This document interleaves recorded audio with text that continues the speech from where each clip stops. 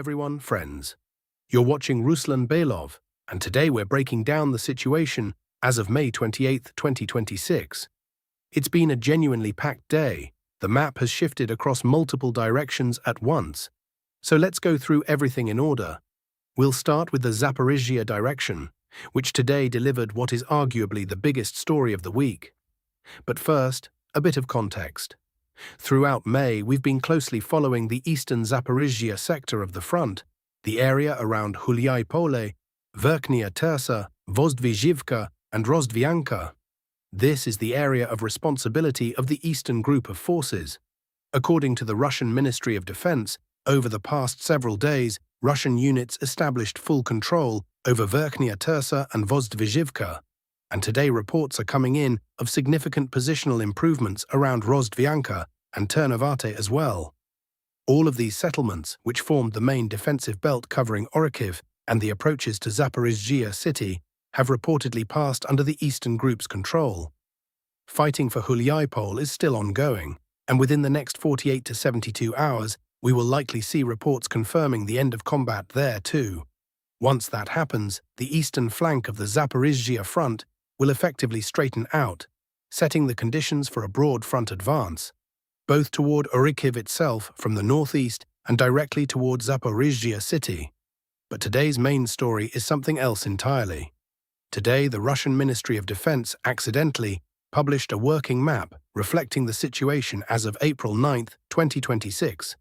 The map covers the areas of responsibility of the Dnieper and eastern groups of forces, that is, the central and western Zaporizhzhia directions. So what does it show? According to this map, as of the evening of April 9th, Russian forces controlled very substantial territory on the western Zaporizhzhia bridgehead, including the settlements of Veselyanka, Primorske, Stepnohirsk, Novoyakivlivka, Pavlivka, and several others. In other words, if this map is to be believed, the Russian army had advanced almost all the way to the Konska River. At the same time, the same map shows that as of April 9th, the Dnieper group had also established control over virtually all of Malotokmachka and, notably, over the southern part of Orikhiv, meaning the portion of the city located south of the railway line. Now, in what has changed since then, nearly a month and a half has passed. Neutral mapping services, individual pro-Russian analysts, and Ukrainian sources all agree. The entire western Zaporizhzhia bridgehead that the Dnieper group reportedly held was effectively recaptured by the AFU, Armed Forces of Ukraine, during their counter-offensive throughout April and May. That is, the Russian side lost all the western Zaporizhzhia, gains it had accumulated by early April. One more thing worth noting separately: not a single piece of video footage, not one clip of objective control has ever emerged to even indirectly confirm that Russian units actually consolidated their hold in the southern part of Orikhiv. Not one. Unlike the western Zaporizhzhia direction, where some evidence of Russian advances did exist, on Orikhiv, complete silence. Which immediately raises an obvious question. Why is the Ministry of Defense publishing a map that is a month and a half old, and why now? This doesn't look like an accident. The logical read is that an official announcement about the conclusion of fighting for Orikhiv is coming in the near future.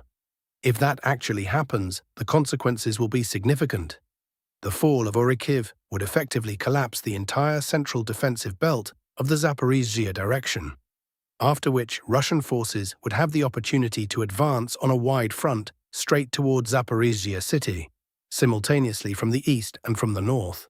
It is precisely in this context that the AFU's western Zaporizhzhia counter-offensive should probably be understood.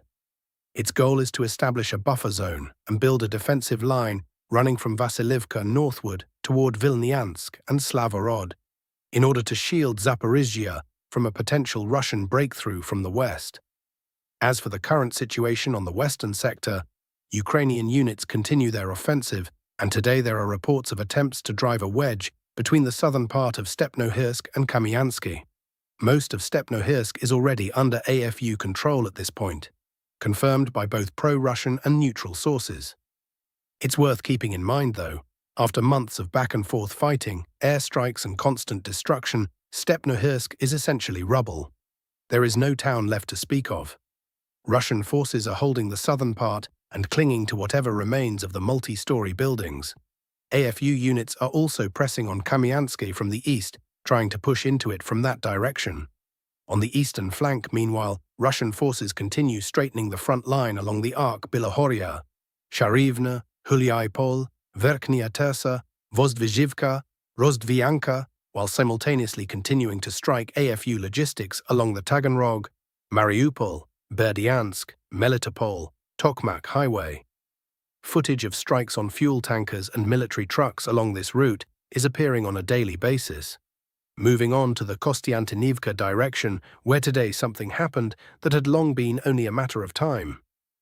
To recap, the final active phase of fighting for the southern and southwestern parts of Kostiantynivka began on May 23rd. Since then, the map has been updated every single day, block by block, street by street, shifting either into the grey zone or under Russian control. Today, May 28th, the picture is fairly clear. The entire western and southwestern parts of the city, including what have been called the Kostiantynivka citadels, have passed under full Russian army control. In parallel, Russian forces managed to cross the Kryvyi Torets River and push into the city's industrial zone, after which the encirclement around the AFU's southern grouping closed completely. The way out is shut. The remaining Ukrainian units in the southern part of the city are cut off, without communications, without supplies, and without any realistic option to withdraw in an organized manner. Fighting is currently ongoing around Hospital No. 2 and the Metalur Stadium. That's the southeastern Metalur district, blocks 92 and 81. The clearance operation continues. Scattered resistance from remnants of the AFU garrison hiding in basements is entirely predictable and already familiar from Pokrovsk and Mirnograd. Once this phase wraps up, the front line will straighten roughly along the Novodmitrivka-Ilinka axis, after which the final battle for the remaining 35 to 40% of the city, the Novoselivka and Chervony districts, will begin. Crucially, at the same moment the southern pocket closed, the outline of the next one is already taking shape. Looking at the map of northern Kostiantynivka, the remaining exit corridor for Ukrainian forces holding the north and the industrial zone is less than 1 kilometer wide. That entire stretch is perfectly within range of Russian drone operators. One Russian grouping is advancing from the captured south through the industrial zone, a second is pushing toward it from the direction of Novodmitrivka. In all likelihood, within the next few days, this pocket will close as well. The corrections on the Kostiantynivka map are based on footage published by the Ukrainian side. Artillery strikes against Russian forward positions in the central part of the city and in the industrial district. That footage is what allows accurate mapping of the contact line. Now, the northern directions. Today was a busy day there too, and not in a good way for the AFU, starting with the area north of Kharkiv. For a long time, this sector was relatively quiet. Over recent weeks, however, the Russian side has been methodically pushing Ukrainian positions back and building up a buffer zone along the border. Yesterday, the village of Hranov was taken. Today came reports of an advance between Hranov and Veterinana. Two small bridgeheads that Russian forces had been holding separately have now merged into one continuous line. Alongside this, footage from the area of Shevchenko is beginning to appear, which indicates the offensive is continuing in that sector. Russian drone operators are also working increasingly aggressively against AFU rear areas and supply lines. Strikes on the northern section of Kharkiv's ring road are now regular. The M20 highway is the primary supply route for the Ukrainian border grouping in this area. Footage of burning Ukrainian vehicles on this road is surfacing almost every day. Ukrainian logistics in this sector have effectively been seriously disrupted. The main news from the Kharkiv border area today comes from the Dvorichna district. Russian units managed to take the village of Novovasilivka, which had long been held by the Kraken Nationalist Battalion, formed under the Ukrainian Defense Intelligence Directorate and based in Kharkiv. This was one of the more capable Ukrainian formations in this sector, not hurriedly mobilized conscripts, but committed volunteers. Nevertheless, today they abandoned their positions.